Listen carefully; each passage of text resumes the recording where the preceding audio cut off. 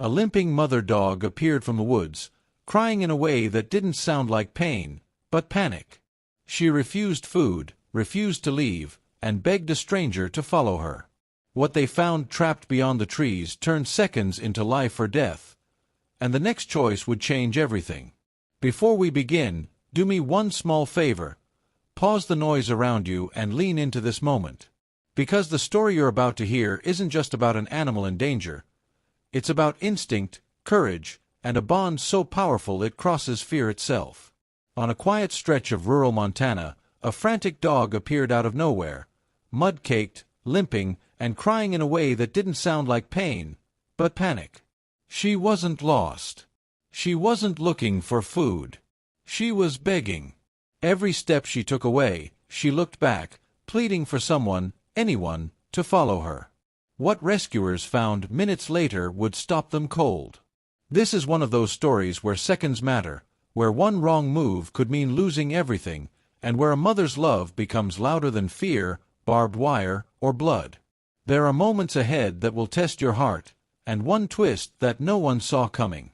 If stories like this matter to you, stories of compassion, instinct, and second chances, please like this video, subscribe to the channel, and share it with someone who believes animals feel just as deeply as we do. Your support keeps these rescues visible, and these stories alive. Now take a breath. Let me tell you how it all began. It was just after sunrise when Evan Mercer, a wildlife surveyor working the outskirts of Gallatin County, Montana, noticed her standing at the edge of the gravel road. At first, she blended into the morning fog, a lean, tan-coated retriever mix with one ear bent awkwardly forward. But then she cried out. Not a bark. Not a growl. A broken, urgent sound that made Evan slow his truck. The dog didn't run when he stepped out. She limped closer, ribs showing, paws raw and bleeding. Her tail stayed low, but her eyes locked onto his with an intensity that felt deliberate, focused. When Evan reached for a protein bar from his pack, she ignored it completely. Instead, she turned away. 3 steps. Then she stopped and looked back. She whined again, louder this time, pacing in a tight circle before trotting toward the tree line. Evan hesitated. He'd seen abandoned dogs before. This was different.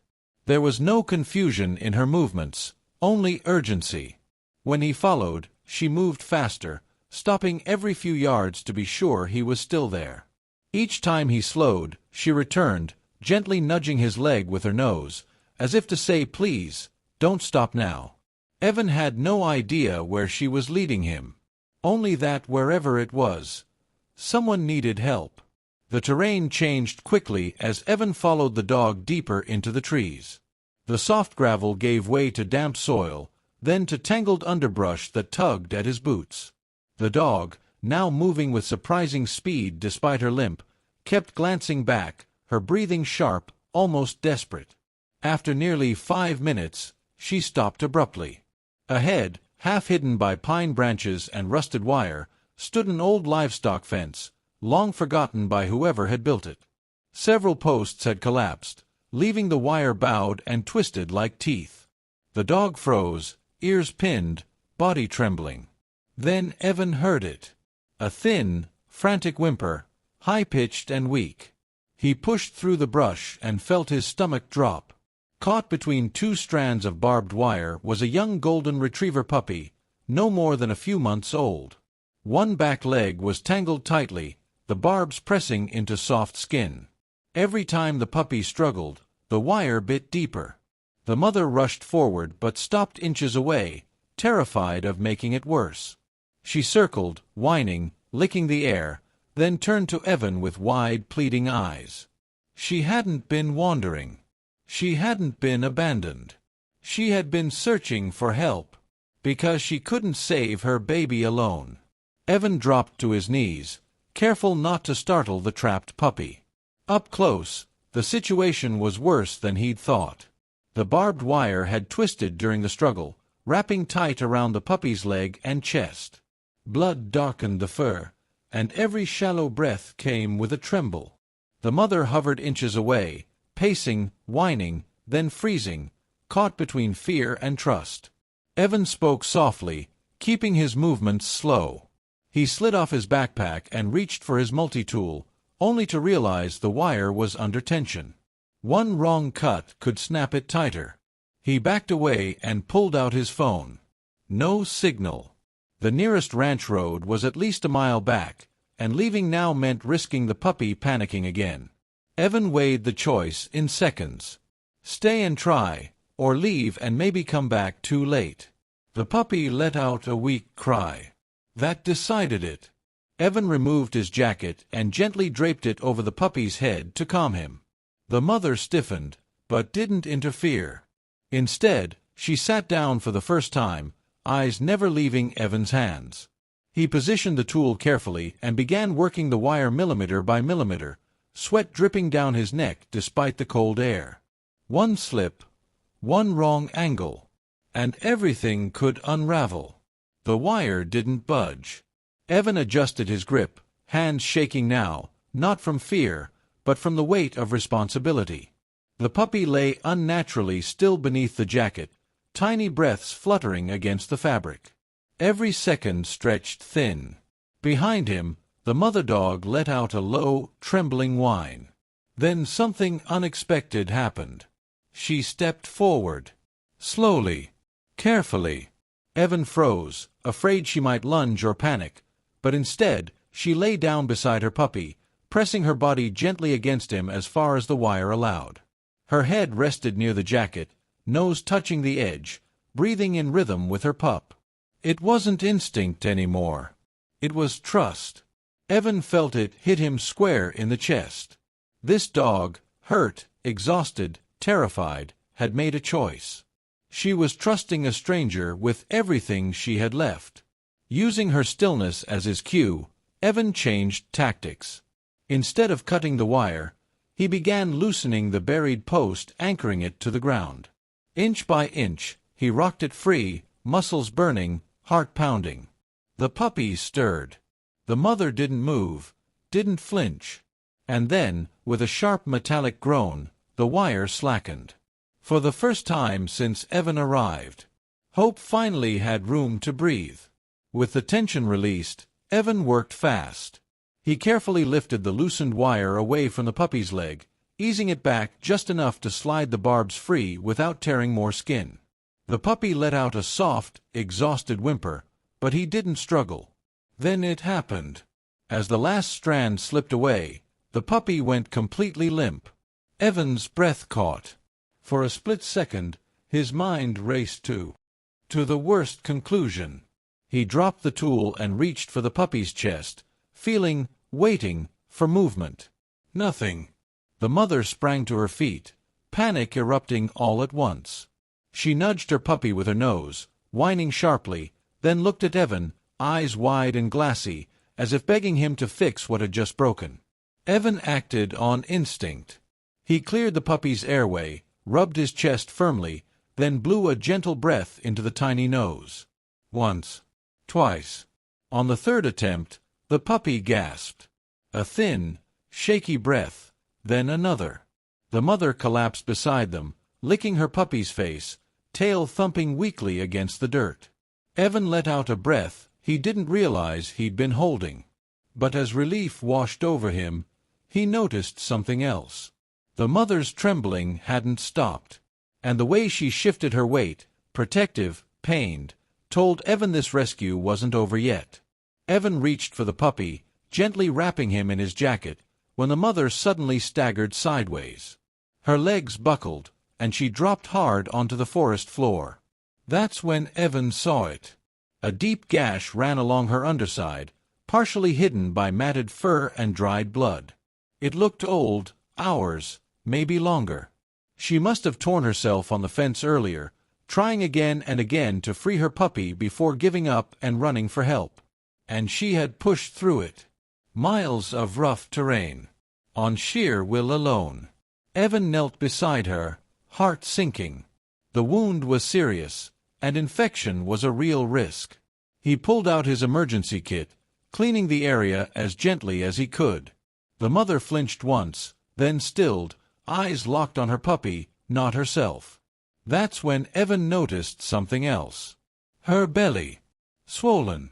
Heavy. She wasn't just a mother of one. She was still nursing. Which meant somewhere out here, cold, hidden, and alone, there were more puppies waiting for a mother who hadn't come back yet. Evan's stomach dropped. Saving one life had revealed a far bigger race against time. And the clock was already running out. Evan looked at the mother dog, then at the trees stretching endlessly in every direction. There were no tracks he could see, no clear path back to wherever she had come from. But he didn't need one. She knew. As if sensing his hesitation, the mother struggled back to her feet. Despite the pain, she took a few slow steps forward, then stopped and looked back at Evan, eyes steady, insistent. This time, there was no panic in her gaze. Only purpose. Evan wrapped the freed puppy securely against his chest and nodded. "Okay," he whispered. "Show me." They moved carefully, slower now.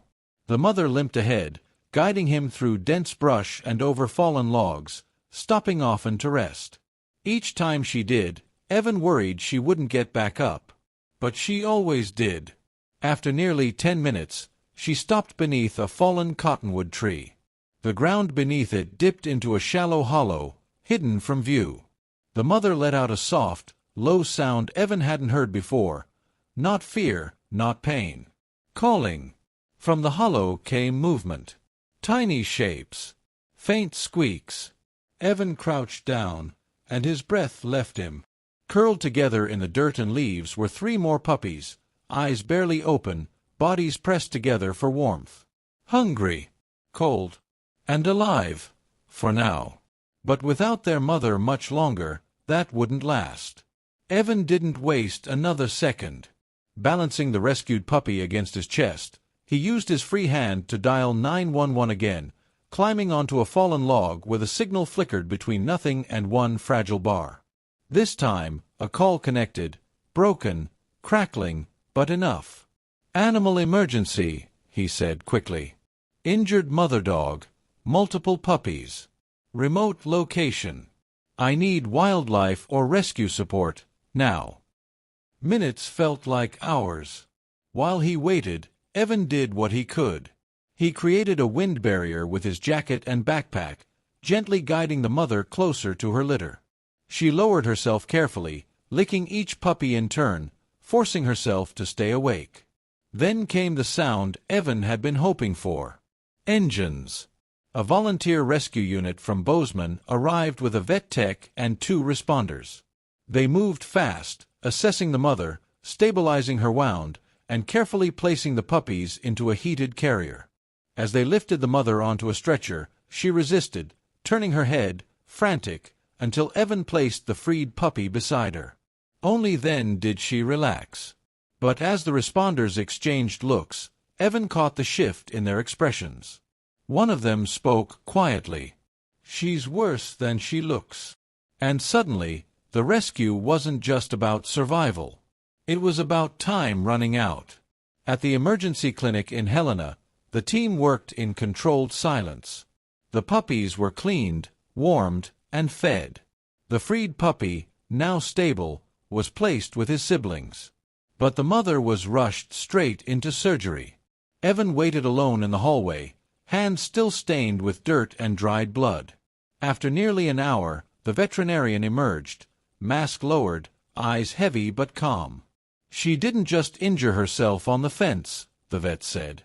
"She was shot." Evan felt the words land hard. The bullet had grazed her abdomen days earlier, causing internal damage that weakened her, slowing her just enough for the fence to trap her puppy. She hadn't been unlucky. She had been targeted. And yet, despite the pain, infection, and blood loss, she'd run miles for help. Not for herself, but for her children. The surgery had been risky. She'd lost a dangerous amount of blood. But against the odds, she survived. When Evan was finally allowed into recovery, the mother lifted her head weakly. Her tail tapped once against the blanket. The vet smiled softly. "She doesn't have a name," she said. Evan didn't hesitate. "Faith," he replied, because that's exactly what had led them all here. Faith's recovery took weeks. The rescue placed her and the puppies with a licensed foster in Missoula, where round-the-clock care slowly turned survival into strength. Her wound healed cleanly. The fear in her eyes softened. And every single morning, Evan received a photo update. Faith curled protectively around her growing pups. The freed puppy was the smallest, but also the boldest. He was the first to walk, the first to bark, the first to climb out of the bedding pile and tumble back in again. Evan named him Chance. As the weeks passed, the puppies were adopted into vetted homes across Montana. Each family knew the story. Each promised to honor it. Faith's story didn't end in adoption. Because when the rescue tested her temperament, something rare emerged. She was calm under stress, gentle with injured animals, attentive without fear. Faith was trained and certified as a canine companion for trauma response, working alongside rescue teams to comfort animals pulled from disaster zones. Evan visits her every year. Every time, she recognizes him instantly, walking straight over, sitting at his feet, and placing her head gently against his knee. Not because he saved her, but because she trusted him, when trust was all she had left. If this story stayed with you, let it. Because Faith's journey isn't rare, it's just rarely seen. Every day, animals endure pain silently, pushing through fear with nothing but instinct and love guiding them forward. What makes the difference is whether someone chooses to listen. Faith didn't have a voice. She had courage, and one moment of being believed. Stories like this exist because people care enough to stop, to follow, and to act. And that's why this channel exists, to shine light on the moments where compassion changes everything. If you believe animals are more than background noise, if you believe their lives matter, then please support this channel by liking this video, subscribing, and sharing this story with someone who needs to be reminded that hope still shows up in unexpected places. Your engagement doesn't just help videos grow, it helps rescues get seen, stories get told, and lives get saved. Thank you for being part of this community. Thank you for caring. And until the next rescue, stay kind, stay aware, and never ignore a cry for help.